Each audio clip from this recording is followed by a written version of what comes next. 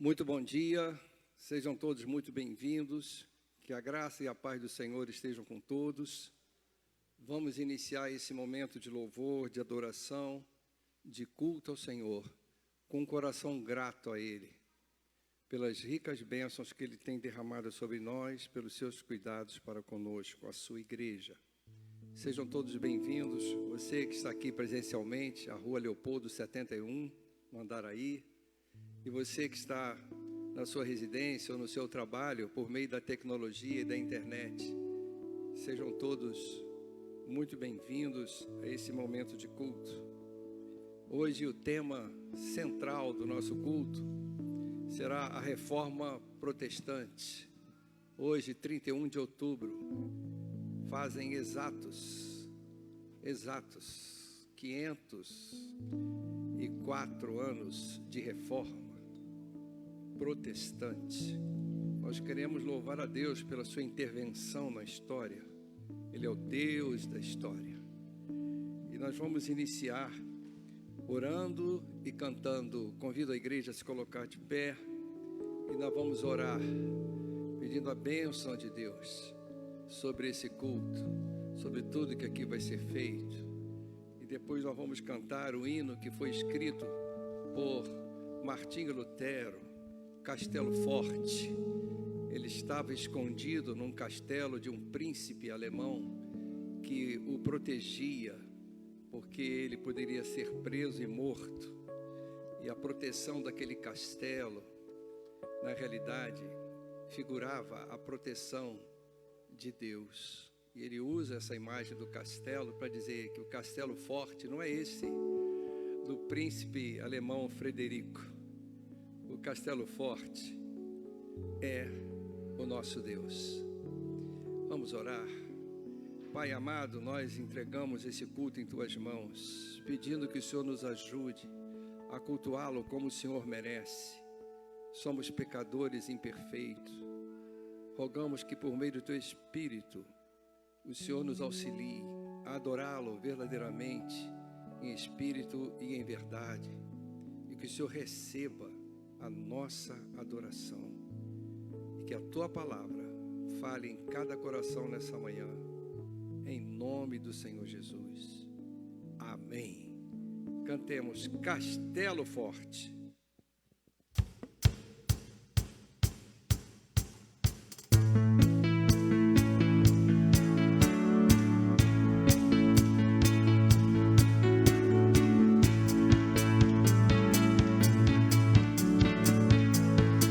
As palmas. Castelo Forte é o nosso Deus, escudo e boa espada, com seu poder defende os seus, a sua igreja amada.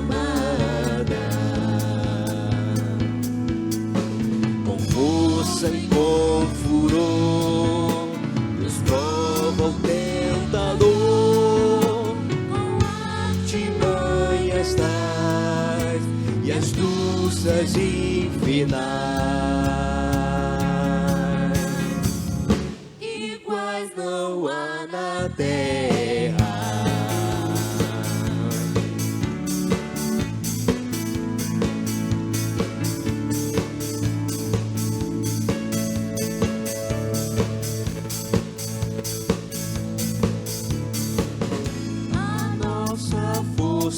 Nada faz, estamos nós perdidos, mas nosso Deus tomou traz e somos protegidos. Defende-nos, Jesus, que venceu na cruz, Senhor dos altos céus e sendo o próprio Deus.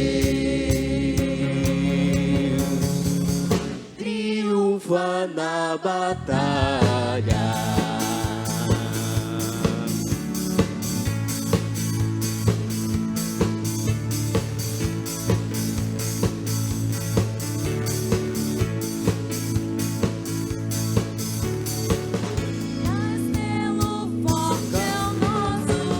Castelo forte é o nosso Deus.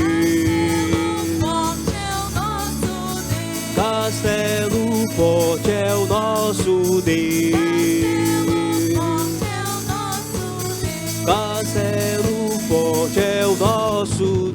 Castelo forte é o nosso Deus.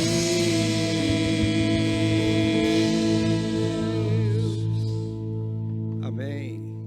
Ele é o nosso castelo forte. Vamos ler juntos o texto sagrado, conforme está registrado nos livros da Santa Palavra de Deus.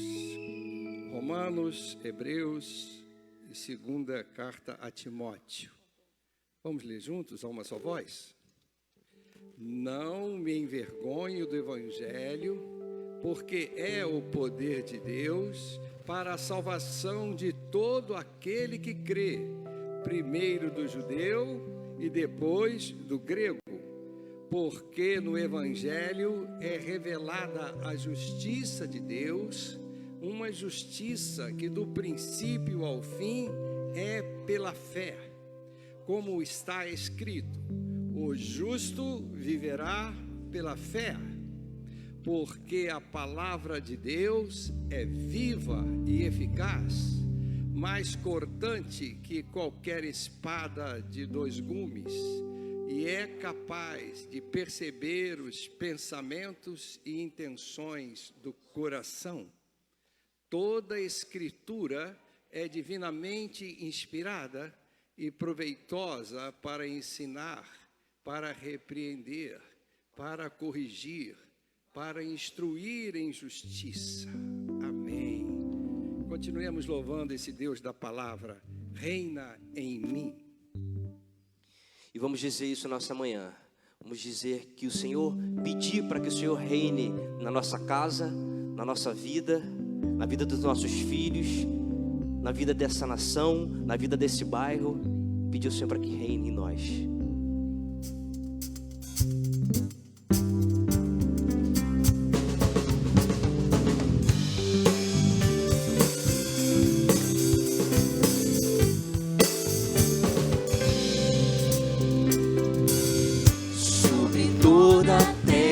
Tu és o Rei sobre as montanhas e o pôr do sol. Uma coisa só, meu desejo é: vem reinar de novo em mim, reinar em mim com teu poder sobre a escuridão, sobre os sonhos meus. Tu és o Senhor de tudo que sou. Vem reinar em mim, Senhor.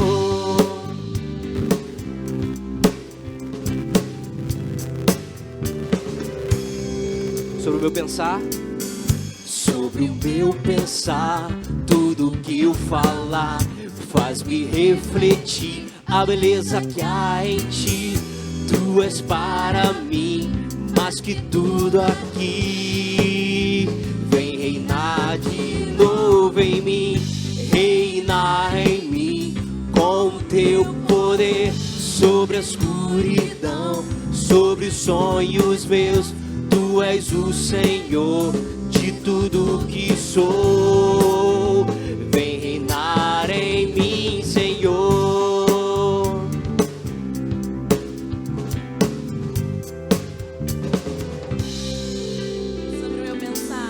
Sobre o meu pensar, tudo que eu falar faz-me refletir a beleza que há em ti. Tu és para mim mais que tudo aqui.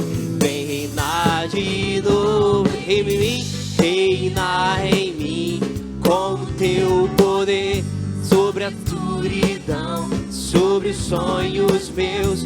Tu és o Senhor de tudo que sou. Vem reinar em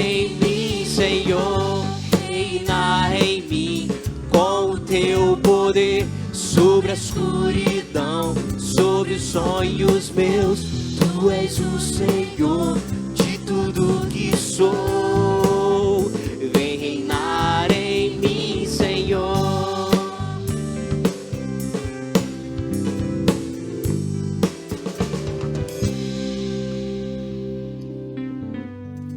Queridos, agora é um momento muito especial no culto, que vamos continuar louvando ao Senhor. É um momento de consagrar vidas e bens. Se você já se preparou para esse momento, terá a oportunidade de devolver parte de tudo aquilo que Deus lhe dá, dízimos e ofertas, e principalmente o seu coração, com alegria para o sustento da obra do nosso Deus. Enquanto estivermos cantando esse lindo hino, grandioso és tu, é o Deus que criou todas as coisas, e é o Deus que controla todas as coisas, é o soberano, é o Deus da história. Esse é o nosso Deus, grandioso Deus. Como és grande, Senhor. Louvemos com esse espírito, adoremos ao Senhor.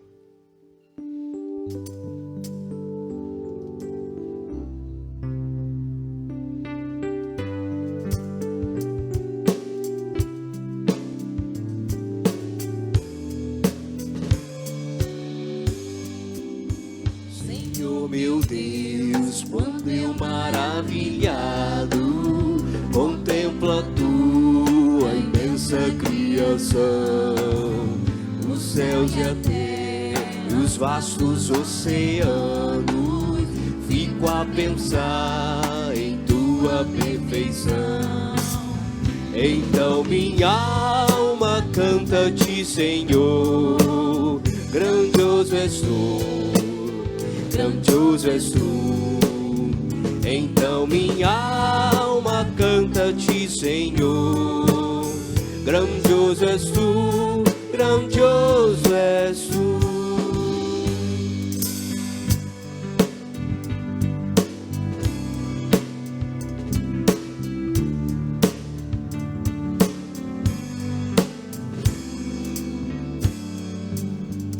E quando enfim Jesus vier em glória e ao lar celeste então me transportar, adorarei prostrado e para sempre. Meu Deus és tu, meu Deus hei de cantar. Então minha alma canta-te, Senhor, grandioso és tu, grandioso és tu. Então minha alma canta-te, Senhor, grandioso és tu, grandioso és tu. Então minha alma canta-te, Senhor, grandioso és tu, grandioso és tu. Então minha alma canta-te, Senhor, grandioso és tu. Grandioso és tu.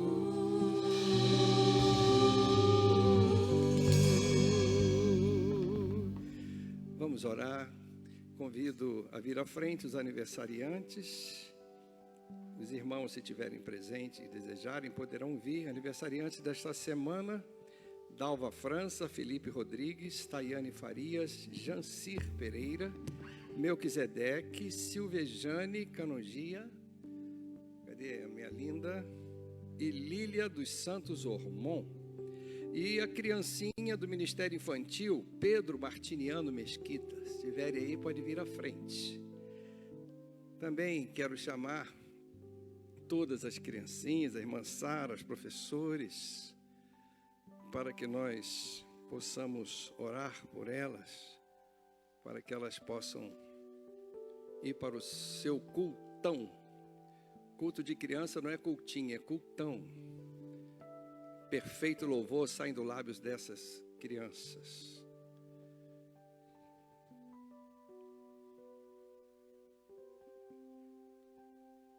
Vamos juntar grupinho. Isso. Amém, amém. Amém. Isso. Vamos vindo.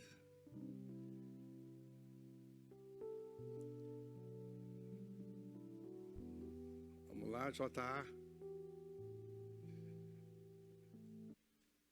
Isso. Muito bem, queridos. Vamos orar. Pai querido, Pai de amor, esse é o momento em que nós consagramos ao Senhor vidas e bens. Nós rogamos que o Senhor receba essas ofertas, esses dízimos, que eles subam em cheiro suave até o seu trono de graças, como expressão de gratidão, de amor à tua obra, Senhor. Pai querido, também entregamos em tuas mãos as vidas que pela tua graça estão completando mais um ano de existência sobre a face da terra. Que o Senhor dê a cada uma dessas vidas a tua bênção, Senhor. Que eles possam ter uma vida longa, Senhor, na tua presença, sendo instrumentos do Senhor, abençoando outras vidas, frutificando no teu reino. E agora, Senhor, rogamos por cada criancinha desta que aqui está. Que o Senhor faça dessas crianças, homens e mulheres, tementes ao Senhor, servos do Senhor. Peço a tua bênção sobre a irmã Sara e toda a sua equipe, que tem se doado para abençoar essas crianças. Receba, Senhor, a nossa gratidão e incline-se para nós nesta manhã. Que as nossas orações sejam ouvidas pelo Senhor. Em nome de Jesus. Amém. Por favor, amados, podem se assentar.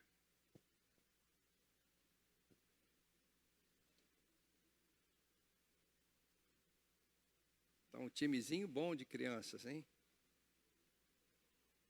Quero fazer um apelo a você, se você se sentir chamado por Deus para participar desse ministério, é só procurar a irmã Sara.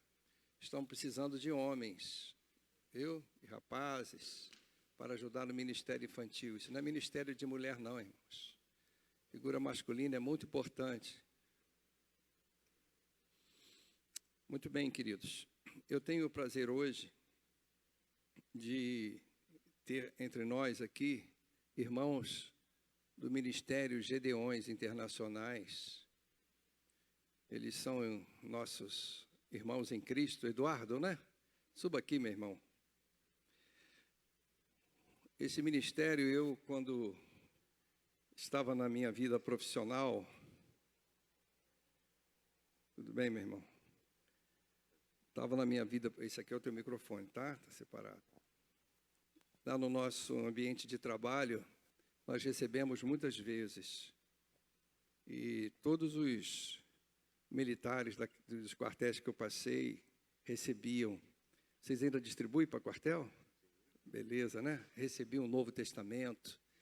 E é uma coincidência de Deus, né? Nesse dia que nós estamos agradecendo a Deus pelos 504 anos da Reforma, que resgatou o valor da palavra de Deus, e nós temos a oportunidade de conhecer esse ministério, Gedeões Internacionais. O irmão Eduardo vai nos falar rapidamente sobre esse ministério e como nós podemos cooperar com ele para distribuir a Bíblia cada vez mais. Vamos então ouvi-lo, por favor, fique à vontade, meu irmão. A graça e a paz do Senhor Jesus, amém? Nós vamos então falar brevemente sobre o nosso ministério, trazer um relatório e passar um vídeo para que vocês, aqueles que não conhecem, vão conhecer, e aqueles que já conhecem vão relembrar os pontos principais da nossa atividade. Meu nome é Eduardo, eu sirvo na Primeira Igreja Batista do Rio de Janeiro, estou acompanhado aqui com a minha esposa Miriam e o nosso irmão Paulo Vilon. Ele se apaixonou pela Luzinete, foi uma paixão que não deu para evitar. Só que a Luzinete tinha muitos problemas pessoais, emocionais, fumava, era viciada em bebida alcoólica, chegava tarde em casa, mas mesmo assim ele insistiu, eu vou casar com a Luzinete. E casou-se. Só que ela não melhorou. as situações continuaram as mesmas, chegando tarde em casa, bebendo, fumando, até que um dia ela encontrou um emprego numa pousada. E nessa pousada ela encontrou esse Novo Testamento aqui, que os Gideões Internacionais colocam em hotéis para que as pessoas perdidas sejam alcançadas. E ela ficou muito impressionada com o que ela leu, ela não conhecia a Bíblia. A partir daí, ela começou a ter a sua vida transformada. Em poucos dias, ela abandonou o fumo, a bebida, e o marido, então, convidou ela para ir a uma igreja evangélica, e ela ali aceitou Jesus como seu Senhor e Salvador, e dali ela foi só progredindo, ela se tornou uma missionária, e hoje serve numa igreja batista lá em São Luís do Maranhão. Então, veja que esse exemplo, esse testemunho mostra que realmente um trabalho silencioso que nós fazemos, como o pastor aqui mencionou, em locais específicos, militares, a região militar, hospitais, setores públicos, e as pessoas são alcançadas em momentos difíceis de sua vida, e ali elas aceitam Jesus, vão para uma igreja e passam a servi-lo. Então, esse é um ministério muito abençoado, mas nós somos parceiros e nós sempre contamos com as ofertas da igreja para que esse ministério continue sendo uma bênção para as pessoas perdidas. Eu gostaria de passar brevemente o vídeo, que o vídeo é mais específico, mais objetivo, para mostrar o nosso trabalho. O irmão poderia passar, por favor?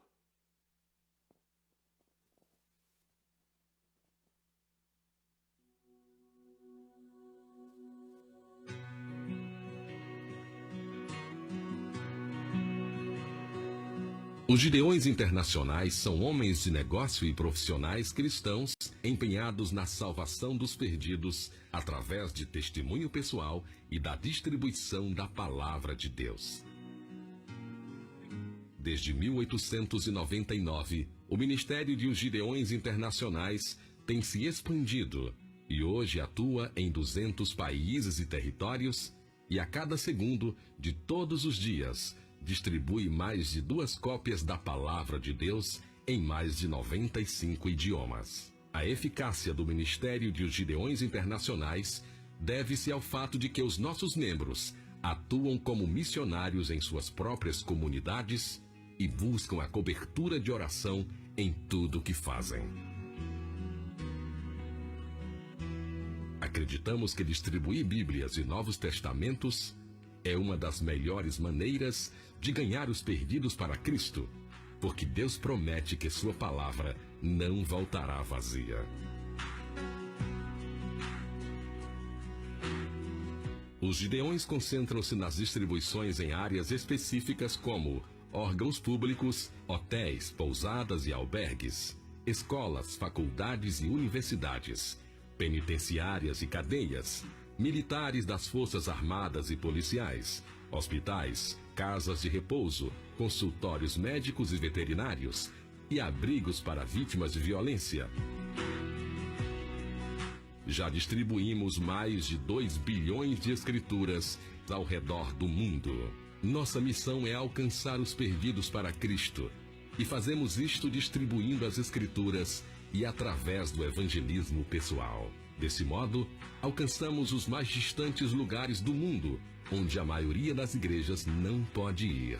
Por esta razão, geralmente somos chamados de braço missionário da igreja local.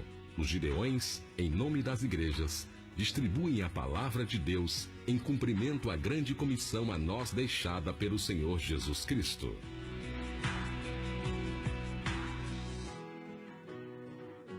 No Brasil, anualmente, mais de 7 milhões de pessoas recebem gratuitamente um exemplar do Novo Testamento, que é usado pelo Espírito Santo para proporcionar o encontro pessoal com Jesus Cristo. Você pode ser um parceiro deste ministério, orando por portas abertas para as distribuições das Escrituras em todo o mundo.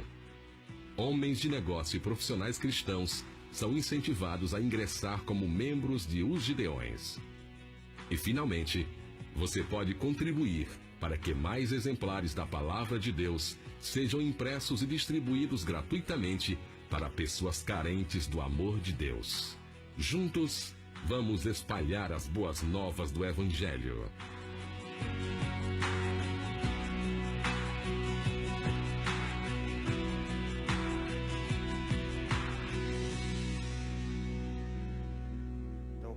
vimos, Deus realmente tem abençoado esse ministério. E como o vídeo falou, a palavra de Deus não volta vazia e tem tido muitos frutos. Se você quiser compartilhar desse ministério e apoiar esse ministério, assim como falou ali, você pode estar orando, você pode ser um membro, até nós temos um membro aqui na igreja, que é o irmão Damião, e você pode também ofertar para que esse ministério continue crescendo, para a honra e glória do Senhor. Queremos agradecer a oportunidade da igreja, agradecer o pastor Osíris, muito obrigado, pastor, agradecemos pela oportunidade.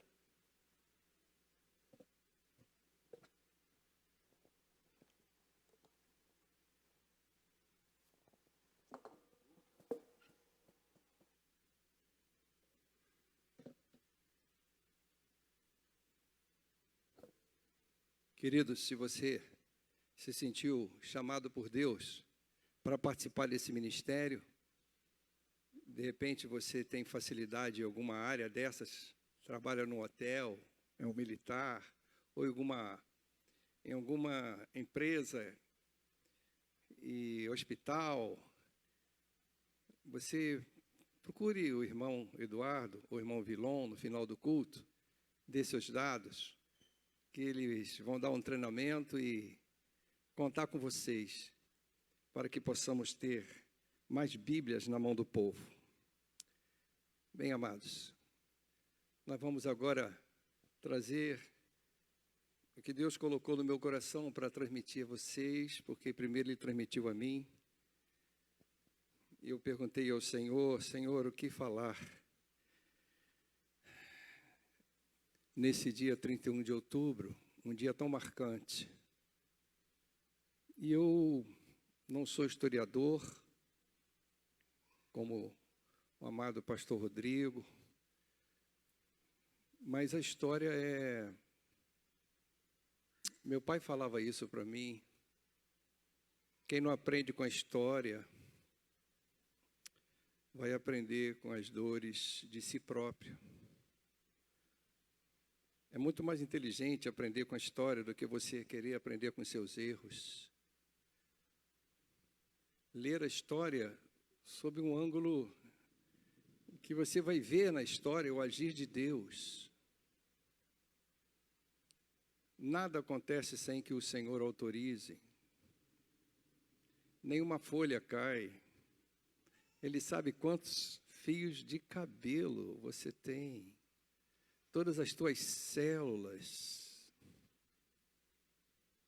estão nas mãos do Senhor. E eu procurei, então, esta semana, nunca li tanto sobre e assisti vídeos em YouTube e mensagens de excelentes pregadores sobre esse tema. Mas para reduzir tudo a uma mensagem central e não uma aula de história, é tirar da história o que o Senhor quer falar para nós, com base na palavra dEle. E por isso, nós vamos falar sobre as lições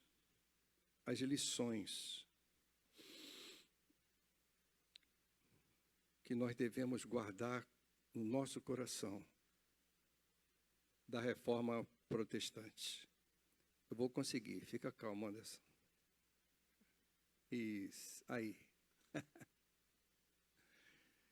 Amados, esta imagem, ela representa, naturalmente, o artista imaginou como estaria naquele momento a expressão desse jovem de 30 anos, Martinho Lutero, num momento crucial da sua vida. O momento que ele prega nas portas da igreja, na porta de entrada, na porta principal da igreja de Wittenberg. Ele coloca ali na porta 95 argumentos ou teses para melhorar a igreja da qual ele fazia parte. que era a Igreja Católica Romana. Nós precisamos entender que esse jovem, ele era alguém muito especial. Muito especial. Ele já foi para a vida religiosa porque ele fez uma promessa a Deus.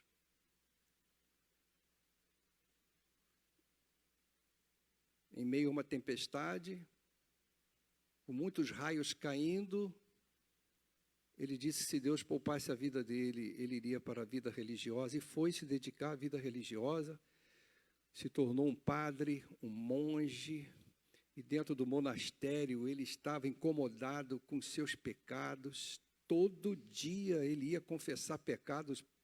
Os padres já não, os superiores já não aguentavam, porque ele era tão incomodado pelo pecado. E ele tinha uma revolta de Deus, porque ele era um pecador. E além de pecador, Deus ainda coloca uma lei, mais um peso, essa lei. E eu tenho que buscar de todas as formas uma solução para esse peso do pecado na minha vida. Dentro do monastério, orando o tempo todo, rezando, lendo a Bíblia, se tornou depois um doutor em teologia, foi professor de teologia. E ele ensinando aos seus alunos e tendo que se preparar para as aulas, mas naquela angústia, que Deus é esse que me faz um pecador, eu tenho um peso, eu quero me livrar desses pecados. E ainda vem a lei de Deus me mostrar tudo que eu faço, aquele decálogo na minha cabeça. Ele era um homem assim, sincero, querendo se livrar desse peso do pecado, porque ele reconhecia seus pecados. Era um homem especial. Você acha que algum jovem de 30 anos está preocupado com isso? É um homem especial. E esse homem especial veio num momento também especial que Deus preparou. Preparou a história para esse momento. Havia uma grande insatisfação com o clero católico. Os poderosos, os príncipes do Império Germânico e outros reis. Já havia uma insatisfação com tanta coisa errada que eles estavam vendo na Igreja Católica. Tudo foi preparado. Um pouco antes, veio um movimento cultural chamado Renascença, que também já veio para preparar. É tempo de mudança, é tempo de razão. A fé tem que abrir espaço para a razão. Tudo foi preparado por Deus. E esse jovem, com esse coração, um dia, ele lendo Romanos, ele descobriu algo maravilhoso, que a salvação é pela fé, que o justo não é aquele que cumpre a lei, não é aquele que segue os mandamentos certinho de Moisés, porque nós nunca poderíamos ser justos, que sempre erramos, mas o justo é o que vive pela fé. Quando ele descobriu isso, amados, ele começou a passar isso para os seus alunos, e quando chegou nesse dia 31 de outubro, ele vai até as portas da igreja, que era um local em que se colocavam vários avisos, a cidade toda ficava sabendo, era o WhatsApp da época, era o Facebook, as pessoas passavam lá para ver quais eram as informações, e eles viram aquelas 95 teses que esse jovem descobriu. Que alívio que dá, irmãos, quando você está com um peso e descobre que não é assim, que é um erro, que Jesus veio para nos libertar desse peso.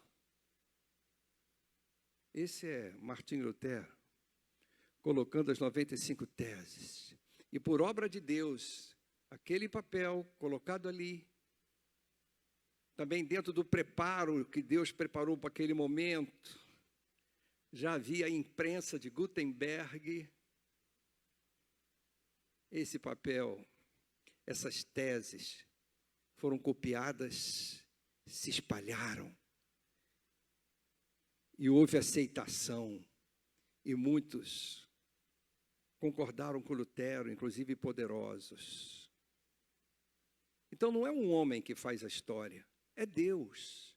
Deus prepara tudo. E antes dele, pré-reformadores que foram mortos tentando traduzir a Bíblia para o inglês, para a sua língua natal, eram perseguidos pela igreja. Você sabia que a Bíblia era em latim e só os padres, as autoridades da igreja podiam ter acesso? O povo, a maioria ignorante, analfabeta, não conhecia nada, não sabia nada. Era proibido ter a Bíblia e ler a Bíblia. Fazia parte do índice de livros proibidos para o leigo ter em sua residência. Vocês acreditam nisso ou não? Por isso que quando os Gideões vêm aqui, é histórico isso. Deus é aquele que controla todas as coisas. E quando nós olhamos para Martinho Lutero, nós temos que nos lembrar de tudo isso e de glorificar a Deus pelos pré-reformadores e aqueles que deram sequência a esse ato, como, por exemplo, Calvino e outros. Então, esse é o movimento chamado reforma. Por que é reforma? Porque a forma original foi estragada, foi deturpada. A igreja não era assim. A igreja de Cristo não era assim. Se desviou, a forma ficou feia. Vamos reformar. Voltar aos trilhos. Esse homem foi muito perseguido e só não foi morto, porque foi protegido por autoridades do Sacro Império Germânico. Entre eles o dono daquele castelo, que não era o Castelo Forte. Castelo Forte é o nosso Deus, né? Como nós cantamos. O príncipe Frederico, ali ele estava. E enquanto esteve ali, naquele castelo, sabe o que ele fez? Adivinha? Traduziu o Novo Testamento para a língua alemã. Uma peça maravilhosa. Uma peça incrível. De grande importância literária, não só espiritual. Era um homem inteligentíssimo que dominava o grego, o hebraico. Ele estava preparado por Deus, estudou muito, era um doutor em teologia, com esse coração. E graças à imprensa de Gutenberg, aliás, a Bíblia foi primeira a ser impressa, primeiro livro a ser impresso, o povo começou a ter contato com a palavra de Deus. E aí, irmãos, quando o povo começa a ter contato, começa a conhecer, não há como resistir, né, irmãos? Não é. Vocês estão entendendo? Eu tinha que fazer essa abertura para que vocês entendessem que não é Martinho Lutero, é Deus. E Deus usa a ele como usou e usa você, como ele quer usar e tem usado. Então eu gostaria de dar prosseguimento, mostrando para vocês o seguinte: qual era a missão da igreja lá no início? O que Jesus falou para a igreja? A igreja de Cristo, que foi deformada. Vamos ver a igreja original. Qual era a missão da igreja? Mas recebereis, vamos ler juntos? Vamos lá. Mas recebereis poder, quando o Espírito Santo descer sobre vocês, e serão minhas testemunhas em Jerusalém, em toda a Judéia e Samaria e até os confins da terra. Queridos, essa é a missão. Ser testemunha. Você só pode ser testemunha se você ver ou tiver uma experiência. Você não pode ser testemunha de coisa que você não viu ou não experimentou. Como é que essa laranjada aqui está boa? Peraí, deixa eu experimentar. Está boa. Então você está dando um testemunho sobre a laranjada. Você não pode dar testemunho de Cristo se você não tem uma experiência com Ele, não o conhece. E isso só é possível se você entregar a sua vida a Cristo como o único Senhor e o Espírito Santo vem para dentro de você e você passa a ter esse poder de Deus, essa motivação para dizer para o seu vizinho, para o seu irmão, para o seu amigo, descobrir uma laranjada gostosíssima, você não quer? Jesus transformou minha vida. Está faltando de nós esse dinamis, essa explosão que só o Espírito Santo dá, de olhar para as pessoas e comunicar a elas de alguma forma, usando todas as oportunidades para avisá-las que Jesus transforma, que Jesus traz paz, que Jesus traz vida. Essa é a missão da igreja, sempre foi. Igreja é pessoas convertidas, que têm experiência com Cristo e são motivadas pelo Espírito de Deus a compartilhar o que elas experimentaram. Sempre foi a missão da igreja. Mas a igreja foi se desviando disso. A igreja foi se desviando disso. E foi se tornando uma igreja institucionalizada, cada vez mais institucionalizada. Que a sua missão era sustentar a igreja com seus recursos, fazer caridade. Sempre tem que fazer caridade, né, irmãos?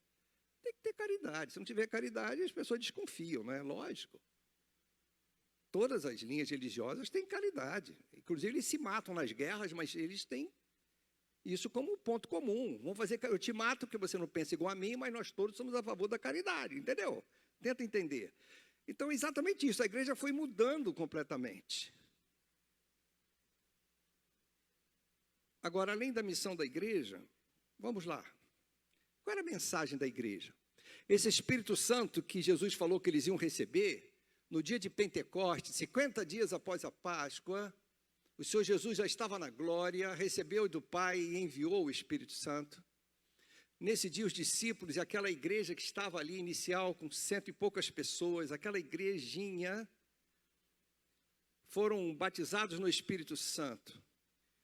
E Pedro começou a pregar a mensagem para aquela multidão que estava ali em volta daquele cenáculo. E Pedro pregando, eu vou tirar alguns dados da mensagem de Pedro para aquela multidão. Qual é a mensagem da igreja? Pedro, falando sobre Jesus, disse: este homem, ou seja, Jesus, lhes foi entregue por propósito determinado e pré-conhecimento de Deus. Deus é o dono da história. Ele sabia que era o momento do filho dele ser entregue. É ele que controla tudo. E vocês, olha só, Pedro falando para um auditório enorme, milhares de pessoas, e ele não passa a mão, nem passa pano no erro, no pecado. Tem que falar a verdade conforme Deus mandou. E ele diz: vocês, com a ajuda de homens maus, perversos, o mataram. Viu, judeus? Vocês, que estão aqui nessa festa de Pentecostes, festa religiosa, todos religiosos, seguindo as leis de Moisés, vocês mataram. Pregando-o na cruz. Deus ressuscitou esse Jesus e todos nós somos testemunhas desse fato. Nós, discípulos, somos testemunhas. Foram 40 dias Deus aparecendo, o Senhor aparecendo para nós. Somos testemunhas desse fato. O túmulo está vazio. Exaltado à direita de Deus. Onde está Jesus? Exaltado à direita de Deus. Ele recebeu do Pai o Espírito Santo prometido e derramou o que vocês agora veem e ouvem. Isso que vocês estão vendo aqui é obra do Espírito Santo em nossas vidas. Portanto, que todo Israel fique certo disso. Israel, fique certo disto, este Jesus, a quem vocês crucificaram, Deus o fez Senhor e Cristo.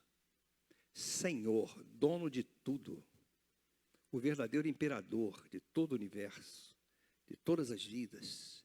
E o Cristo, o Messias, que vocês tanto esperam, era Ele. E vocês mataram. Mas Deus o fez Senhor e Cristo e Ele ressuscitou. A mensagem não pode ser outra. A mensagem da igreja tem que passar pela cruz. Tem que passar pela ressurreição. Tem que passar pelo Espírito Santo. E esse Jesus derramou o seu sangue por nós, para nos salvar. Senhor e Cristo. Essa é a mensagem da igreja. Não pode ter outra mensagem. Só que com o passar do tempo, a igreja foi deturpando essa mensagem. Ela incomodava. E o Senhor Jesus Cristo é mais conhecido no crucifixo do que verdadeiramente nas vidas e nos corações. Continua a imagem dele presa na cruz para muitos, muitos. Essa é a mensagem da igreja, sempre foi e sempre será. Recordando ainda, vamos para o início da igreja. Qual foi o final dessa mensagem de Pedro? O que aconteceu?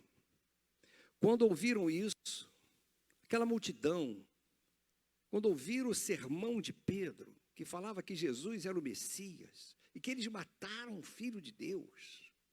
Quando eles ouviram isso, seus corações ficaram aflitos, compungidos.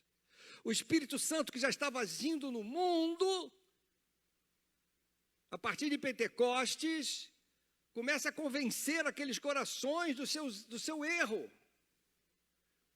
E eles então se dirigem aos discípulos e fazem essa pergunta: irmãos, que faremos?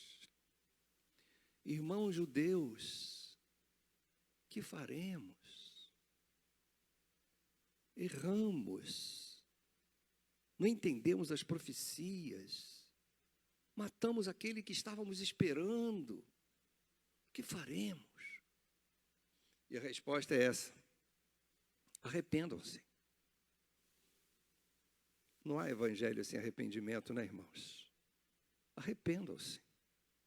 E cada um de vocês seja batizado em nome de Jesus Cristo. Reconheçam que o nome de Jesus, Yeshua, é aquele que salva.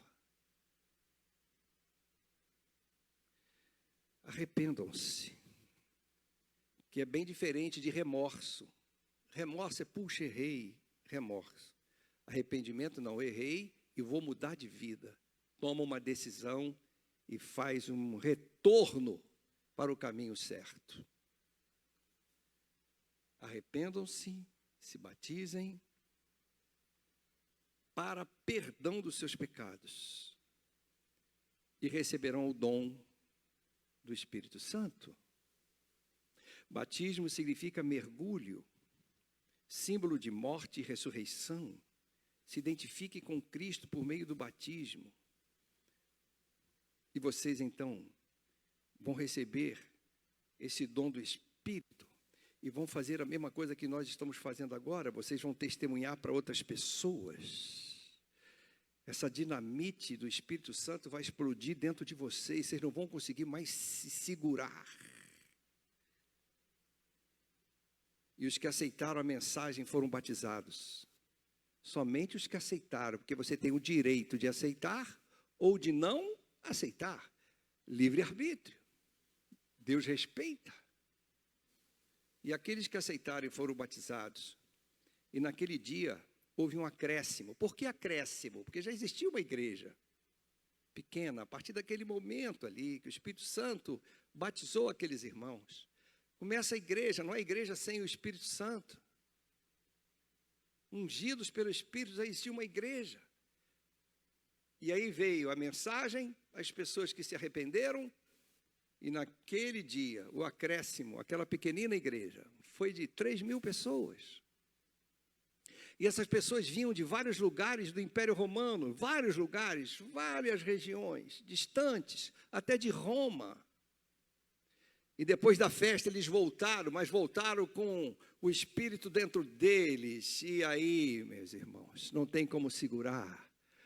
A igreja começa a pipocar e a crescer, porque é obra de Deus.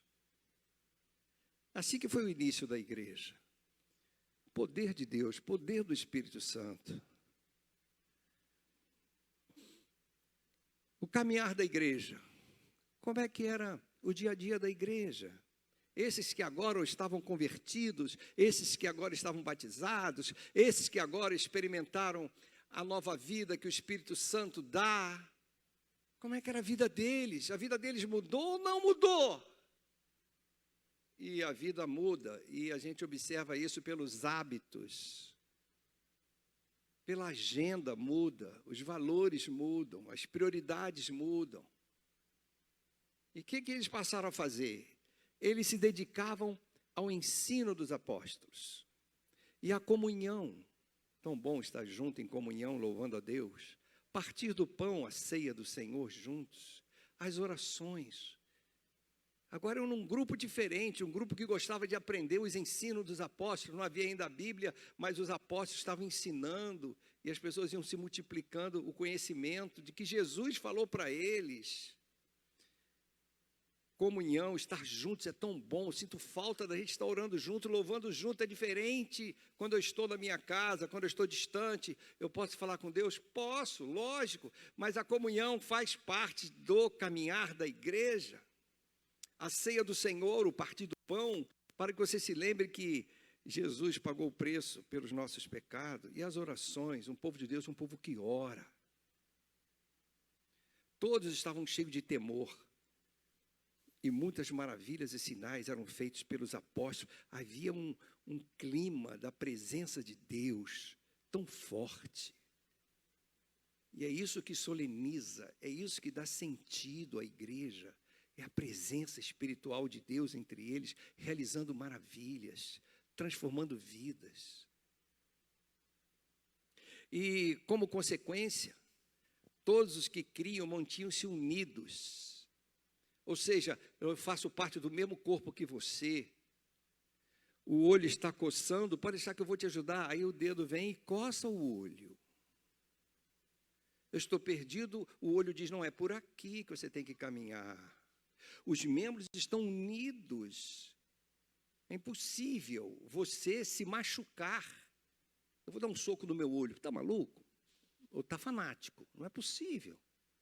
Nós temos que estar unidos e tinham tudo em comum. O que é teu é meu, o que é meu é teu. Você não vai passar necessidade. A gente vai fazer aqui uma campanha, vamos cada um dar 1 quilo de algum mantimento e até você ser empregado, você pode saber que nós vamos te ajudar. Então, esse espírito comunitário, essa ação social, ela está ligada à nova vida. Não existe possibilidade alguma de você ter um irmão que faz parte do mesmo corpo, não se preocupar com as suas necessidades e não ajudá-lo nas suas necessidades.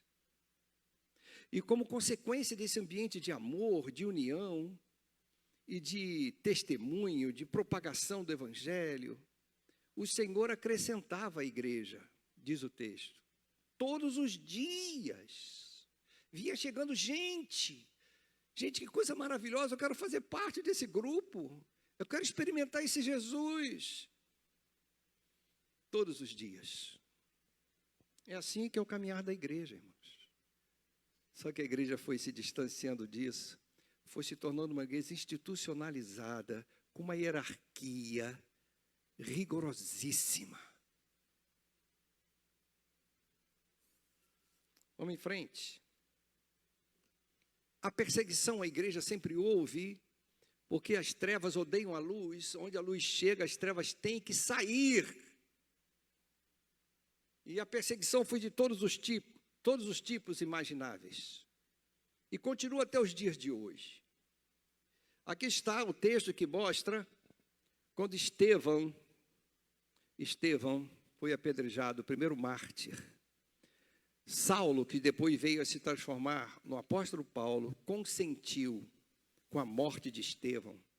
E naquela ocasião desencadeou-se grande perseguição, grande perseguição contra a igreja.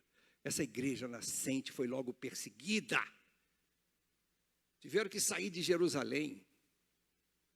Todos, exceto os apóstolos, foram dispersos. E essa perseguição fez com que a igreja fosse dispersa. E onde eles iam testemunhando. Alguns homens piedosos sepultaram Estevão e fizeram com ele grande lamentação. Estevão estava mostrando para o sinédrio de que Jesus realmente era o Filho de Deus. Eles ficaram com tanto ódio, trincaram os dentes de ódio e foram para cima com pedra, ódio. E Saulo apoiando, porque também era uma pessoa sincera, ele achava que estava matando o inimigo de Deus. E depois ele é totalmente transformado e se torna no apóstolo Paulo. Deus é misericordioso, não é? Transforma vidas. Perseguição à igreja em Jerusalém. Outra perseguição, olhe bem aqui. E levando os magistrados, Paulo e Silas foram presos, porque libertaram uma jovem que fazia adivinhação. E ela, liberta de demônios, não adivinhava mais nada, e ela era explorada financeiramente, e os seus patrões ficaram sem lucro. E o que aconteceu? Prenderam aqueles que libertaram a jovem. Levando-os aos magistrados, disseram, os acusadores, estes homens são judeus, estão perturbando a nossa cidade, propagando costumes que a nós romanos não é permitido aceitar nem praticar. A multidão ajuntou-se contra Paulo e Silas, e os magistrados ordenaram que se lhes tirassem as roupas e fossem açoitados. Gente, isso é muito cruel, é um açoite que cortava a pele, ia na carne, era uma tortura. E depois de serem severamente açoitados, por falar de Jesus, por libertar uma jovem, foram lançados na prisão, e o carcereiro recebeu instrução para vigiá-los com cuidado. Depois desse carcereiro se converte, né? Vocês conhecem a história, né? Como é que Deus faz? Esse carcereiro se converte. Perseguição romana, perseguição de judeus, perseguição do Império Romano. Perseguição. A igreja é perseguida. A igreja é perseguida nos dias de hoje. Ouvindo um relato de um dos líderes do ministério Portas Abertas, de 3 a 4 mil irmãos nossos são mortos por ano. Hoje, por causa da perseguição, a perseguição à igreja na história de forma muito rápida, como eu disse. Pelo Império Romano foram cerca de 300 anos de perseguição, de desapropriação, de prisão, de morte. Um deles, um tal de Nero, iluminou a cidade de Roma com os corpos dos nossos irmãos, colocava-se fogo nos nossos irmãos queimados. O outro tal de Domiciano, também terrível, terrível. Diziam que era o Nero que veio de novo. Um novo Nero redivivo. 300 anos de muita perseguição. Sabe o que aconteceu? Vocês acham que a igreja acabou? Enfraqueceu? Quantos irmãos se tornaram espetáculos na arena em Roma, do Coliseu? Vocês acham que a igreja acabou? Pelo contrário, o sangue desses mártires faziam brotar mais e mais igrejas, e pessoas iam se convertendo ao ver o testemunho desses irmãos morrendo, e como eles morriam com paz, comidos pelos leões, enforcados, incendiados. Não adianta brigar contra a igreja. Aí o que aconteceu? O cristianismo já estava crescendo tanto no Império Romano, que apesar de toda a perseguição, que o imperador romano, Constantino, em uma de suas batalhas, antes da batalha, ele teve uma visão, uma cruz, e algo assim escrito: com este sinal vencerás. Ele ia para uma batalha, achava que não ia ser uma boa batalha, ele achava que não ia ter muita chance, mas aí o que ele fez? Diante daquela visão que ele teve, ele colocou o sinal da cruz nas bandeiras dos seus exércitos.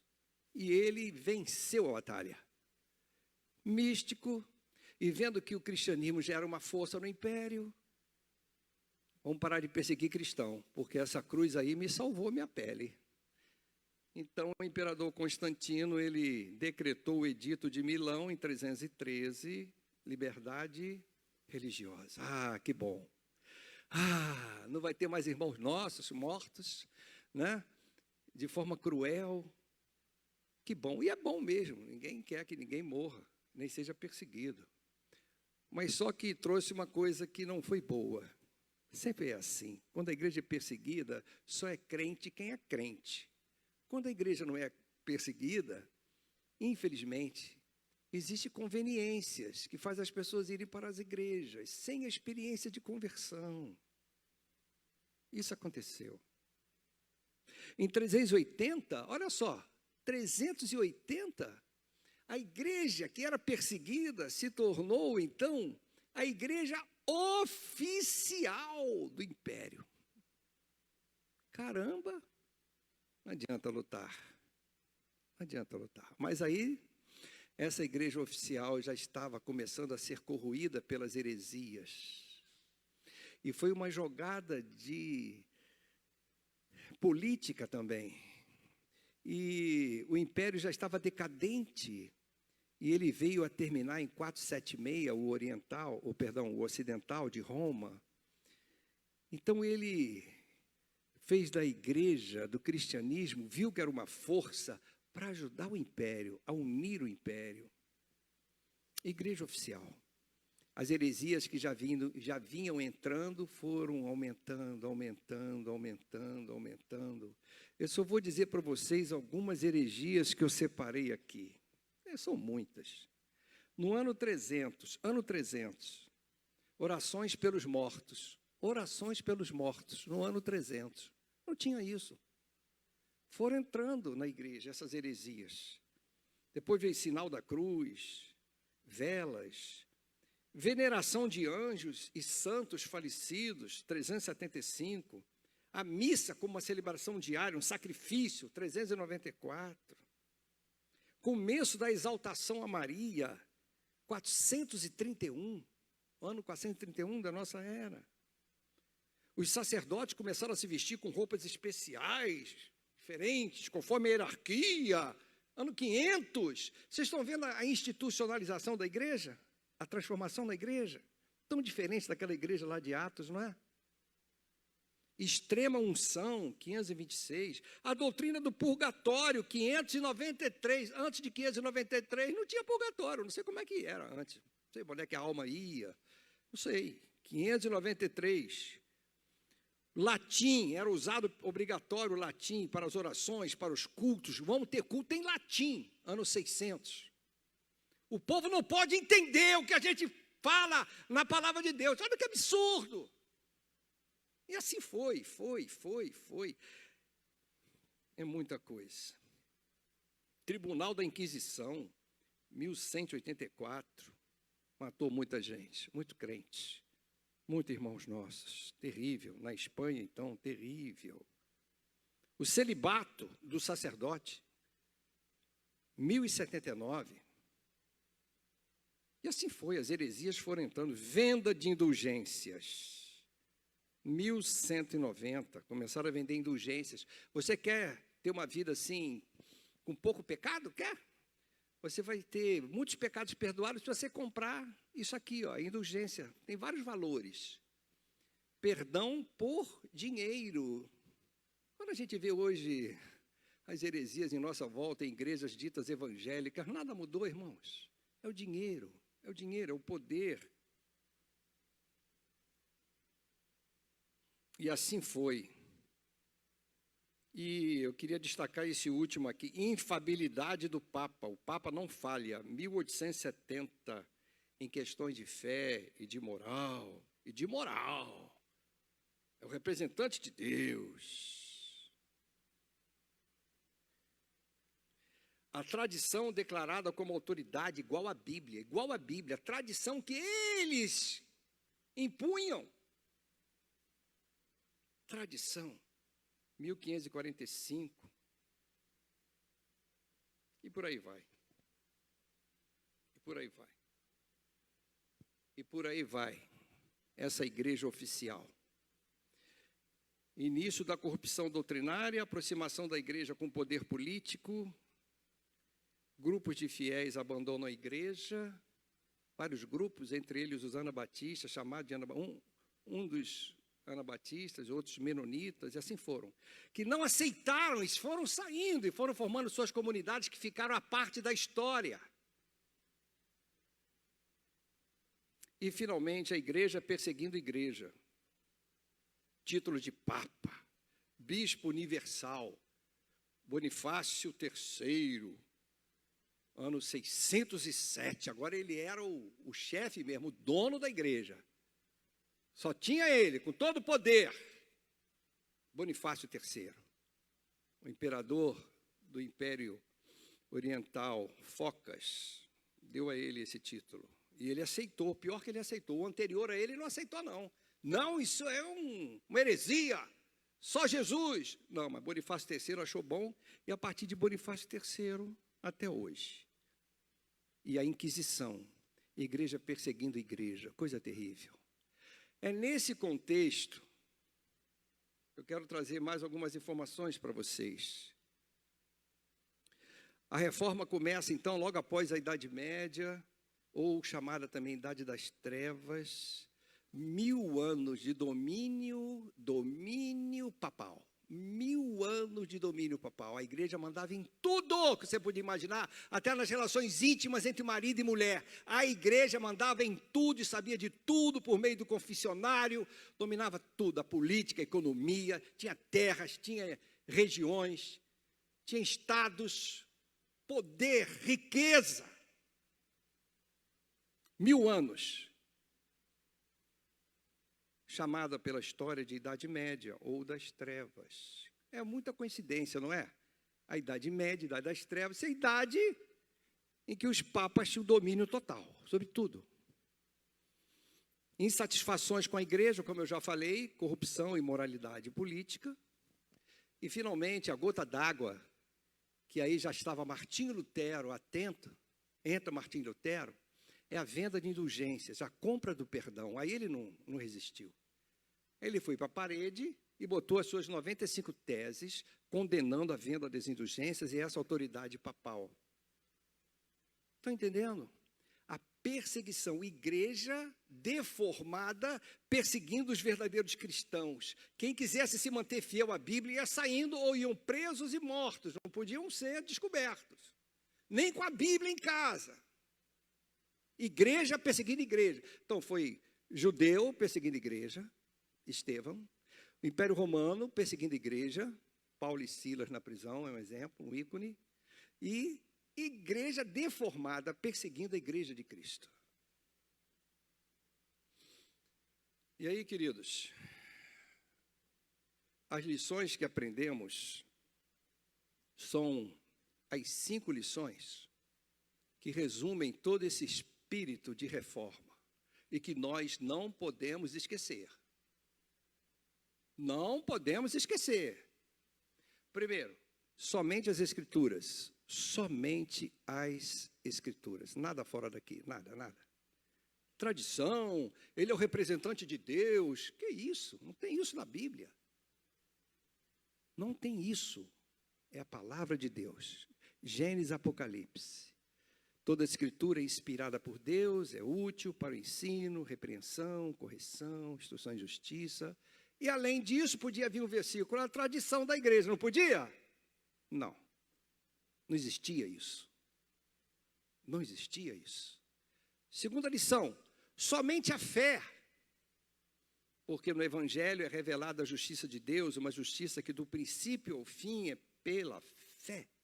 Como está escrito, o justo viverá pela fé. Abraão foi o pai da fé, ele creu nas promessas. A lei veio muito depois. É fé, nós somos filhos de Abraão pela fé. Nós vivemos pela absoluta confiança nesse Deus, que o Senhor Jesus Cristo é o nosso Senhor e Salvador, conforme revela as Escrituras Sagradas, que transformou minha vida. Eu oro no nome de Jesus, vou direto ao trono de graças. Somente a fé, somente a fé.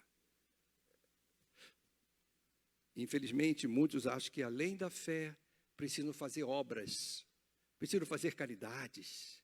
Somente a fé. E quem tem a fé sadia, convertido, vai dar frutos, vai abençoar o seu próximo, vai fazer caridade como algo normal e não para se beneficiar deste ato de bondade. Isso é um absurdo, um absurdo. Vocês imaginem só, queridos, é tudo farinha do mesmo saco, só muda o nome, as ideologias religiosas só mudam de nome, mas é tudo farinha do mesmo saco. O Evangelho é aquele que diz, não, você vai ser salvo pela fé e não pelas obras. É o Evangelho. Tá legal. Uma pessoa diz, olha, eu acredito que você vai se reencarnar. Vai se reencarnar numa situação melhor ou pior, dependendo se você fizer caridade ou maldade. Ah, legal. Então quer dizer, então, que se eu for uma pessoa má nesse mundo, quando eu reencarnar, eu posso vir a ser um morador de rua, um mendigo aí pedindo esmola na rua. Quer dizer que aquele que está ali no chão, na entrada da padaria, pedindo comida, com um filhinho no colo, caído ali, não é pela injustiça social, pelos governantes corruptos, não. É porque ele merece. Quer dizer que os países de primeiro mundo que não tem isso, todo mundo foi bonzinho. Foi bonzinho na vida passada, nasceram na Dinamarca, na Suécia. Quem foi ruim, vem nascer no Brasil. É assim?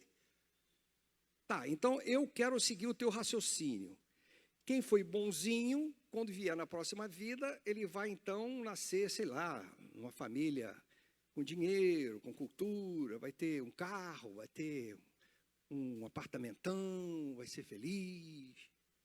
Então eu quero ir no teu raciocínio, meu querido amigo reencarnacionista. Agora eu passo na padaria e no chão tem uma pessoa pedindo esmola. Eu dou esmola para ela? Se eu, além de dar esmola, quiser conversar com ela e levar para um abrigo, dar um banho, uma roupa. E se, além disso, eu incentivar aquela, busca uma escola, e eu vou dar alimento e vou pagar a escola para ela. E vou arranjar um emprego para ela. E vou tirar ela da rua. Porque eu a amo. Eu estou complicando. Porque ela não vai pagar os pecados da vida anterior, porque eu estou facilitando o que ela tinha que pagar. E aí, como é que fica?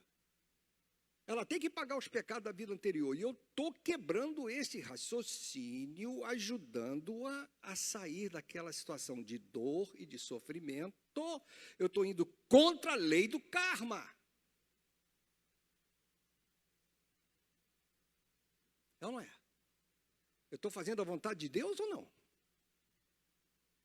E agora? E se eu não der nada para ela? Olha, eu quero que você sofra mais. Por quê? Porque aí você, na próxima reencarnação, você vai vir numa boa. Porque você vai pagar nesta, de preferência que você morra aí tossindo aqui na calçada, com falta de ar. O cachorro vem lamber você, porque aí você vai sofrer muito. Significa que na próxima tu já vai vir quase sem pecado. Tu vai redimir seus pecados com se eu quiser te aliviar, eu estou atrapalhando a justiça de Deus. Vocês estão entendendo o que eu estou falando ou está difícil de entender? Está entendendo? Uma vez eu perguntei a um reencarnacionista assim, vem cá, quem é Jesus para você? Ele era um líder mesmo, alguém muito envolvido, palestrante. Quem é Jesus para você? Nós trabalhávamos juntos no mesmo quartel. Quem é Jesus para você? Jesus é o espírito de luz mais iluminado. Homem maravilhoso. Normalmente todo mundo elogia Jesus, né? nome maravilhoso, é o governador do universo. Ah, é?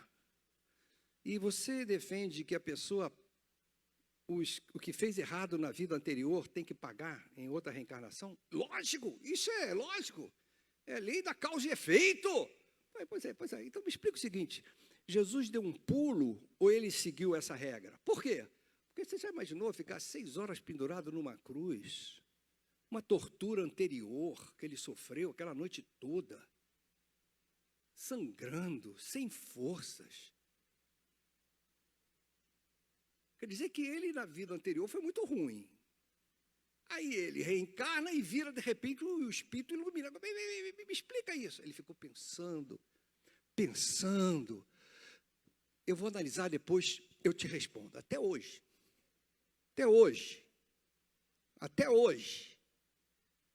Somente a fé é tudo farinha do mesmo saco. Não, a Igreja Católica não é reencarnacionista, mas é farinha do mesmo saco. Você vai para o purgatório e alguém tem que pagar os seus pecados lá, sua família. Se você não tiver família, está frito, vai ficar a vida toda no purgatório sofrendo. Mas se alguém te ama, vai lá na igreja, vai fazendo... Acelera aí o tempo dele, o purgatório, mais 15 anos, é tanto. Mas, gente, era assim, queridos. Irrita essas pessoas o fato do Evangelho dizer que a salvação é pela fé. Pela fé. Eles não admitem isso. Não admitem. Fé no nosso Senhor Jesus. Somente a graça. Deus olha para nós com graça. Vou pregar hoje à noite sobre isso. Pois vocês são salvos pela graça, por meio da fé e a fé. E aí? E isso não vem de vocês, é dom de Deus, não vem por obras. Quando você crê em Jesus, entrega o seu coração a Jesus, você está salvo, é graça. Para que ninguém se glorie, eu mereço. Sabe, soberba, glória para si, glória para o homem, eu mereço. Eu ajudei tantas pessoas. Não. Está todo mundo na mesma condição, todos pecadores. Vocês são salvos pela graça, por meio da fé. E isto não vem de vocês não, hein? Vocês são tudo pecadores. Não vem de obra nenhuma, de caridade nenhuma não, hein? É dádiva, é dom, é dádiva, é presente de Deus, presente, nós não merecemos. Aprenda isso, igreja, não abra mão disso. Isso é igreja que verdadeiramente está alinhada com os pensamentos mais importantes da palavra de Deus, que a reforma veio resgatar e trazer uma forma bonita ao que foi estragado pela igreja oficial da época, não é? Continuando. Somente Cristo, pois há um só Deus e um só mediador entre Deus e os homens. Único caminho. O homem em Cristo Jesus. Gravem isso, por favor. Ou Cristo Jesus, vírgula, homem, conforme a sua tradução. O qual se entregou a si mesmo como resgate. Ele é que é o resgate dos meus pecados. Não sou eu que vou resgatar meus pecados por meio do sofrimento meu. Não é. Não é. É Ele que sofreu por mim. Somente Cristo. E Cristo homem, não igreja, hein? Por favor, não igreja, instituição. Cristo homem. Essa palavra homem é de uma importância. Você não imagina. Uma vez eu ouvi um teólogo católico falando desse texto, dizendo que esse Cristo aí é a igreja hoje, é o corpo dele, é por meio da igreja. Vocês estão entendendo como é que eles usam? Vem cá, mas tem a palavra homem. Não é instituição. Homem! É aquele que veio até nós. Deu sua vida por nós. Aquele nazareno, humilde. E glória somente a Deus. Deus é espírito e é necessário que os seus adoradores o adorem em espírito e em verdade. Jesus respondeu, está escrito, adore o Senhor, o seu Deus, e só a Ele preste culto. O diabo vai tentar tirar você desse alvo. Vai tentar.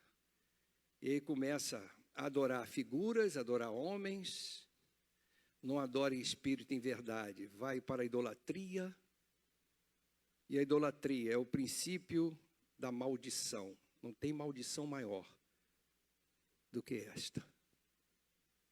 Estava conversando com o irmão Josir, que há uns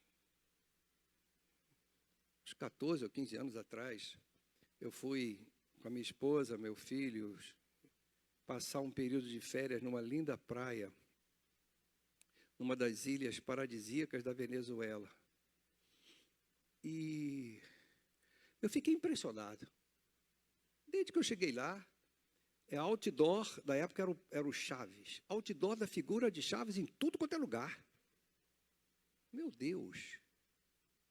E em cada canto que eu ia, se eu ia a um supermercado, se eu ia à praia, no caminho que você saía lá de cima do asfalto, descia para ir para a praia, para a água, naquele caminho, no meio ali do mato, tinha sempre uma imagem, tinha um local assim, preparado. No shopping, então, é enorme. Nunca vi tanta idolatria de santos da Igreja Católica. Nunca vi. Nunca vi. Fiquei impactado com aquilo. Meu Deus. Que isso? Que isso? Glória a homens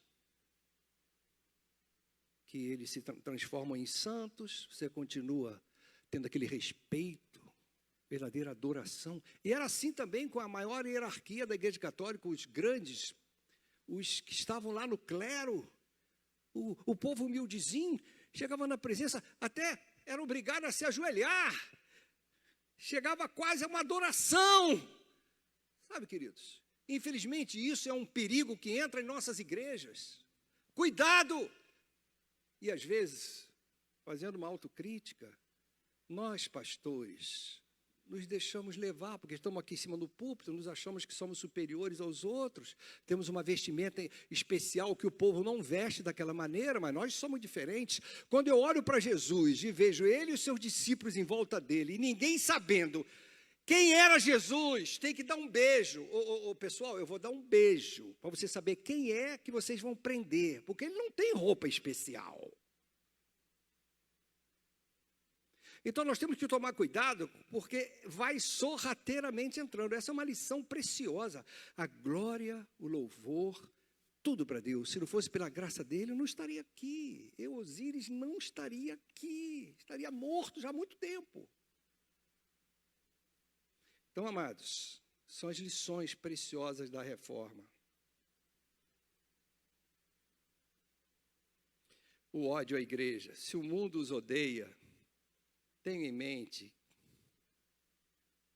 que antes odiou a mim. A perseguição é a marca da igreja. Existe uma só igreja, a igreja perseguida. Só que há países que essa perseguição tem mais liberdade e outras não. Ficam rangendo os dentes, mas estão doidos para jogar pedra. Não acredite em Papai Noel, por favor. As trevas odeiam a luz. Prepare seus filhos, seus jovens, seus adolescentes para enfrentar o mundo assim. Deus está nos chamando para segui-lo, sabendo que nós não somos desse mundo. Se vocês fossem desse mundo, ele os amaria. Vocês não são do mundo, por isso o mundo os odeia. Os odeia. Palavra de Jesus. A gente olha para as criancinhas, para os nossos netos, a gente, Senhor, dê a eles a tua proteção, a tua bênção, a tua sabedoria, que sejam homens e mulheres como Martinho Lutero, que tenham coragem de enfrentar. E quando não há uma família que dê carinho, afeto, quando há um pai que não abraça e não beija seus filhos, que a mãe é natural, ela está ali dando mamar, não é? O que acontece? Aquele adolescente fica com uma autoimagem tão baixa que ele se adere a qualquer grupo, pela internet ou presencial, e depois entra na adolescência e vira a cabeça, você não sabe por quê. O mundo é terrível. Prepare seus filhos com muito amor, com oração, no caminho do Senhor, e eles vão vencer o mundo, porque eles não vão pertencer a esse mundo. Se me perseguiram, também perseguirão vocês. Que papo é esse? Que papo é esse de que nós, irmão, nós estamos vivendo, graças a Deus, no Brasil, vocês têm que dar valor ao que vocês estão fazendo aqui hoje. Isso é graças a muitos que morreram antes de nós. É graças à reforma que veio para o mundo ocidental, trazendo a tradição judaica cristã, que trouxe prosperidade. Infelizmente, por causa da maldade, muita injustiça social. Mas pelo menos você não tem perseguição à igreja ainda. Em nome de Jesus. Oro muito pelo nosso país, porque é um país maravilhoso e Deus está chamando muitos missionários, que nós somos muito queridos e muito aceitos em vários países, não é?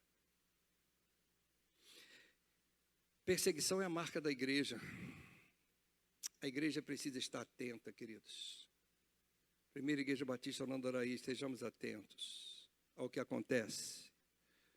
Não acreditemos numa tradição familiar, religiosa. Sai fora.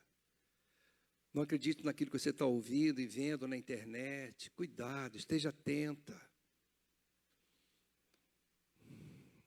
Naquele tempo, muitos ficarão escandalizados. Tempos do fim. E nós já estamos muito mais perto do fim hoje do que nessa época. Muitos vão se escandalizar, trairão, odiarão uns aos outros. Ódio. Vocês estão percebendo como a nossa sociedade está uma sociedade cheia de ódio? Estão percebendo? Então, dentro das próprias famílias, pessoas saindo do grupo de WhatsApp porque colocou um nome de um remédio. É impressionante.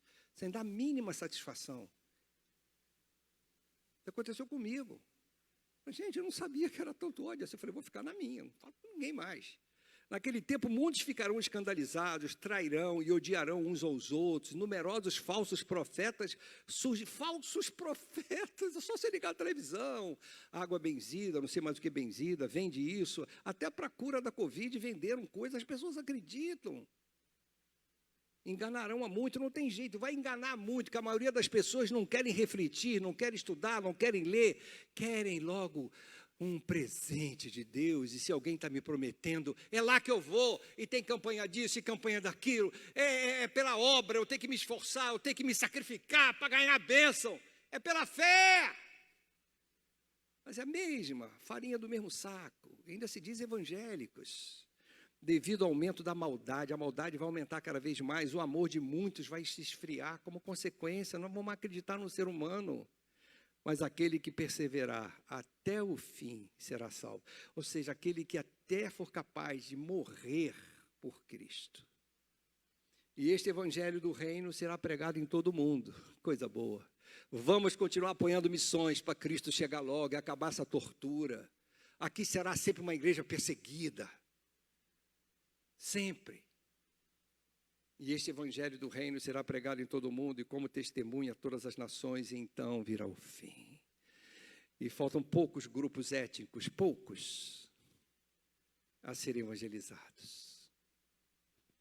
Sabe, queridos, esta palavra que eu queria deixar com vocês nessa manhã, eu queria deixar para terminar essa promessa. Você sair daqui animado. A igreja é irresistível.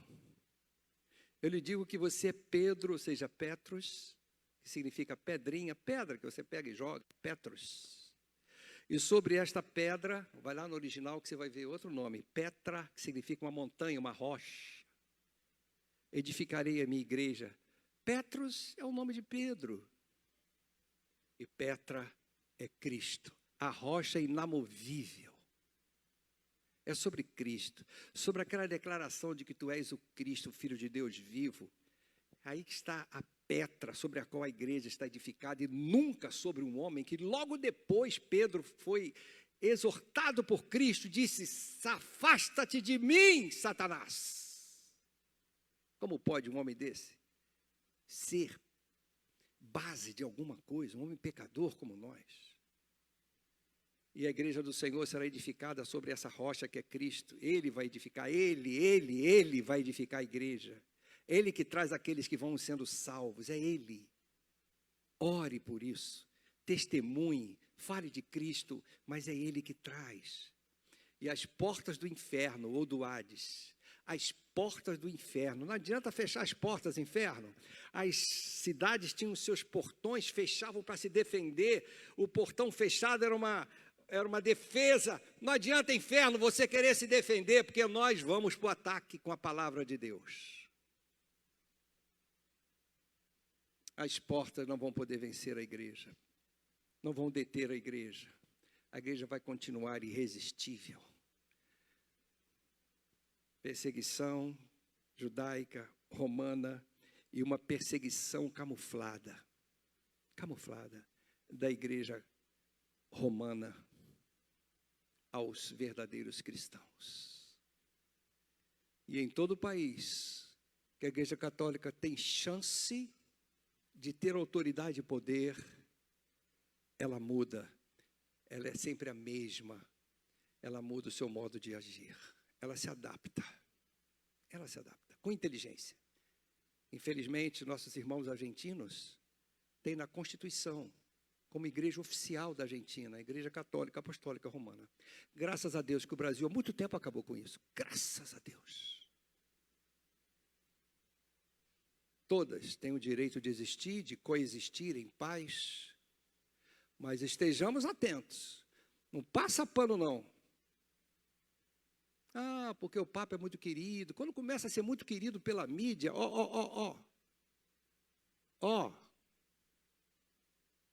de olho.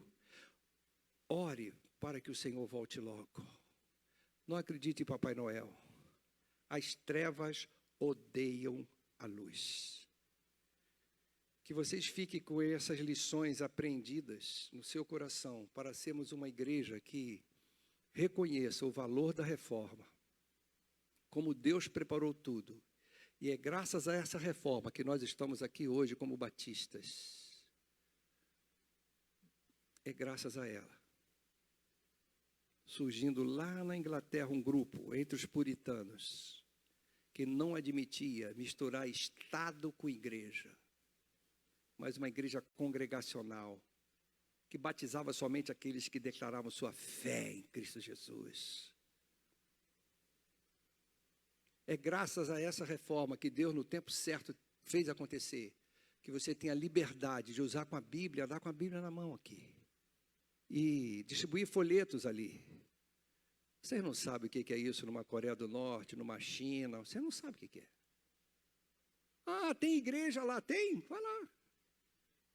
Tem gente do Estado lá dentro e o sermão todinho é examinado antes. Todinho. É propaganda. Vai como turista, eles vão te enviar. Vai no país islâmico de extremistas. Irmãos, saiam da bolha. Uma expressão muito comum. Está tudo bem comigo? Não, a igreja está sendo perseguida. O mundo tem muitos irmãos nossos morrendo. Esposa vendo seus esposos serem mortos nas suas frentes com seus filhinhos. Irmãos, há muita maldade no mundo. Orem pela igreja. Orem pelos missionários. E nós aproveitemos a oportunidade que Ele está nos dando para espalhar a palavra, né, Gideões? Espalhar a Bíblia, dar testemunho, porque o tempo está se aproximando. E eu gostaria que nós terminássemos esse culto cantando na equipe de louvor. Eu não vou parar hoje. E nós vamos cantar esse cântico que tem tudo a ver com a ideia central da mensagem. Eu não sou salvo pelas obras, nem pela caridade, nem pela igreja, nem pelos sacramentos da igreja. Eu sou salvo pela fé no Senhor Jesus Cristo. Eu sou salvo porque Jesus deu a vida dele por mim. Vamos combater o ódio com amor. Vamos abraçar as pessoas. Vamos ajudar as pessoas. Não vamos entrar nesse papo de nós contra eles. Ame o próximo. Não julgue as pessoas pelas suas opiniões, pelas suas opções. Cada um vai dar conta a Deus. Ame as pessoas. Nós somos salvos pela graça, e essa graça Deus nos amou. Nós não merecíamos nada. Vamos terminar assim, fiquemos de pé e vamos cantar com toda a gratidão, maravilhosa graça.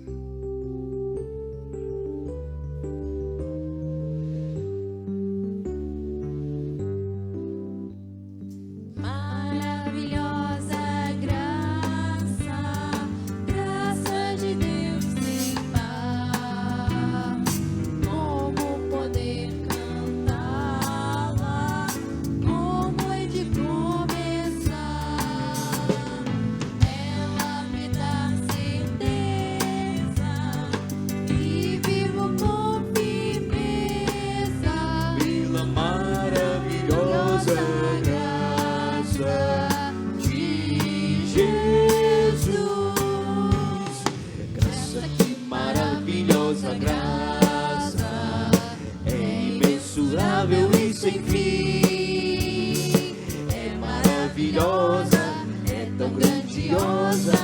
é suficiente para mim.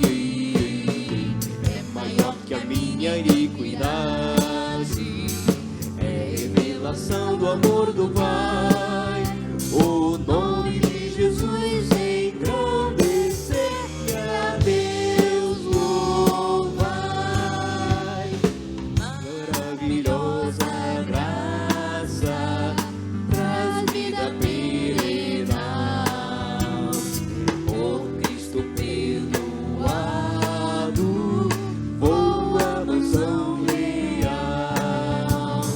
Hoje eu sou liberto, vivo de Deus bem perto, pela maravilhosa graça de Jesus.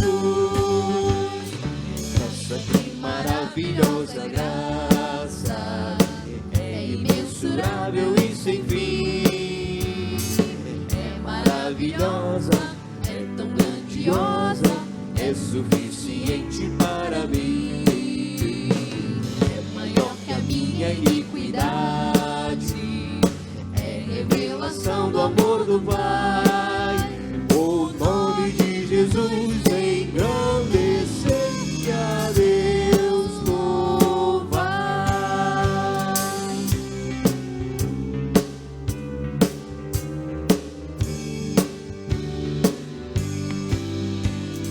Maravilhosa graça que ricas bênçãos traz. Por ela Deus transforma, traz vida plena e paz. Sendo por Cristo salvo, faço do céu meu alvo, pela maravilhosa graça de Jesus. Graça, que maravilhosa graça, é imensurável e sem fim.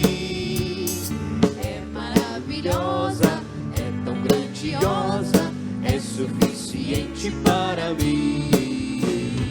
É maior que a minha iniquidade, é revelação do amor do Pai. O nome de Jesus é engrandecer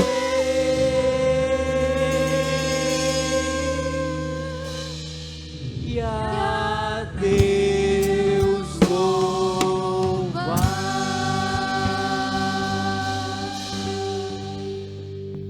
Por favor, amados, só um instantezinho. Se assentem. Por favor, pastor Gabriel. Vai nos informar alguma coisa importante.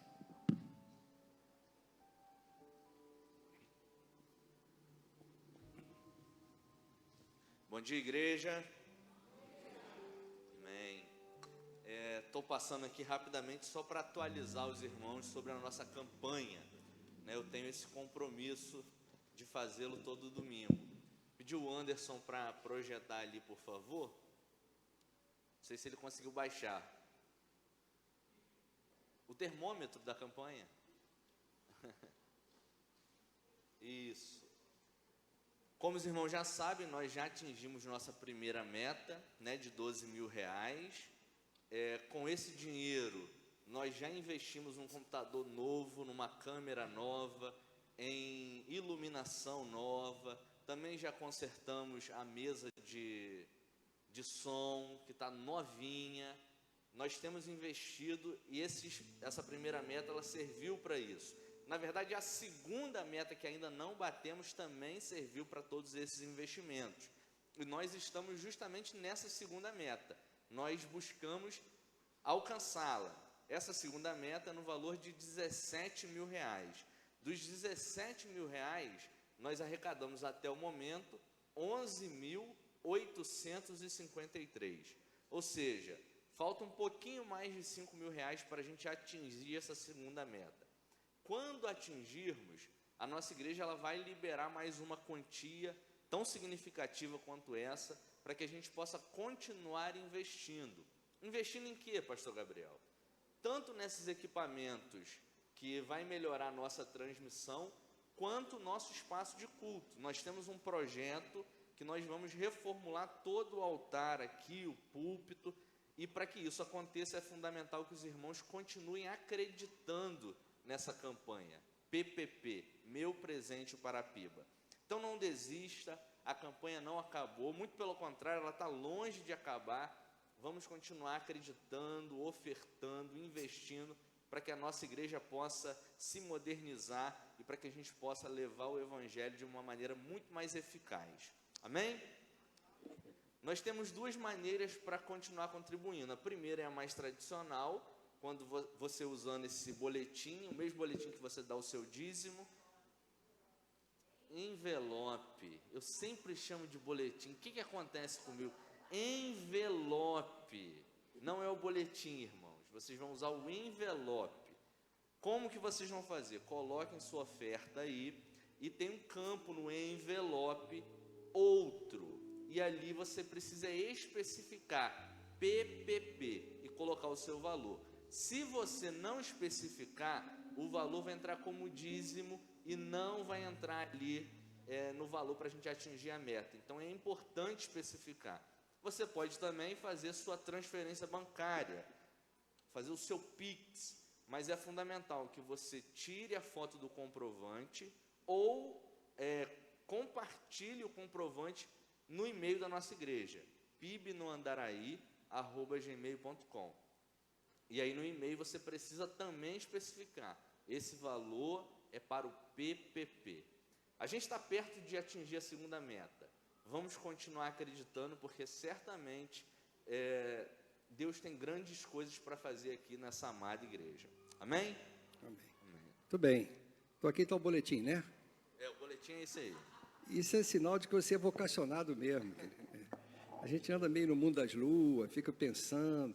Bem, amados, queridos, eu tenho dois avisos ainda a dizer. Primeiro que, eu não sei se todos sabem, mas eu vou repetir. Nós temos culto às 19 horas. Tem sido uma bênção. Então você, se puder, venha cultuar às 19 horas conosco, trazendo de preferência um amigo, um convidado, não é? E nós estamos num período também de indicação de diáconos, esse mês de novembro.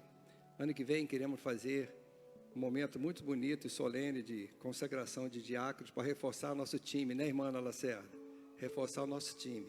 Se você tem o nome de algum irmão que você gostaria de que fosse um diácono, alguém comprometido, diácono significa servo, alguém que já está servindo, envolvido, que dá bom testemunho.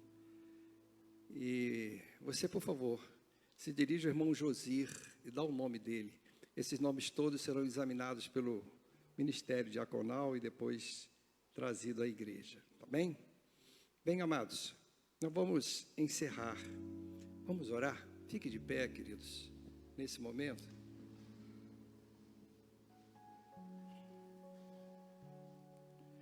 Pai amado, te agradecemos por essa manhã. Uma manhã, Senhor, que o Senhor nos preparou para estarmos aqui. Uma manhã que nós escolhemos, decidimos vir a esse local para a comunhão com os nossos irmãos. E nesta comunhão, adorá-lo na beleza da sua santidade. Rogamos que o Senhor receba nosso culto, a nossa adoração, Pai. E, Senhor, te agradecemos, porque aqui em nosso país nós temos liberdade religiosa. Que o Senhor continue dando a cada um de nós a consciência de valorizar isso que muitos sofreram no passado, para que pudéssemos usufruir desse privilégio. Senhor, nos faça uma igreja comprometida em orar por aqueles que estão em países que a perseguição é cruenta, Pai. Nós tenhamos consciência de que os nossos irmãos precisam das nossas orações. Ó Pai querido, que os teus missionários, aonde estiverem, sejam sustentados, sejam protegidos pela tua graça.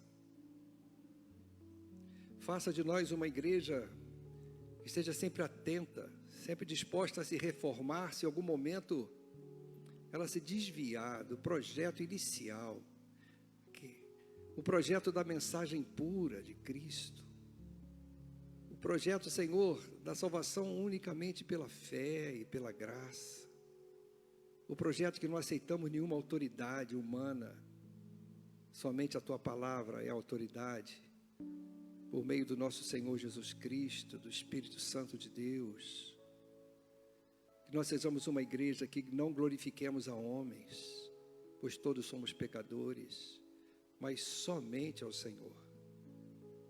E agora que o Teu amor, Pai, que o Teu amor e a graça maravilhosa e salvadora do Senhor Jesus Cristo, e a comunhão, o consolo, o conforto e o poder do Santo Espírito de Deus estejam sobre esta amada igreja aqui no Andaraí e sobre todas as demais igrejas do Senhor Jesus Cristo, sobre a face da terra espalhadas, hoje e sempre. Amém. Pode se assentar, faça a sua oração individual no pós-lúdio. Deus abençoe a todos. Vão em paz.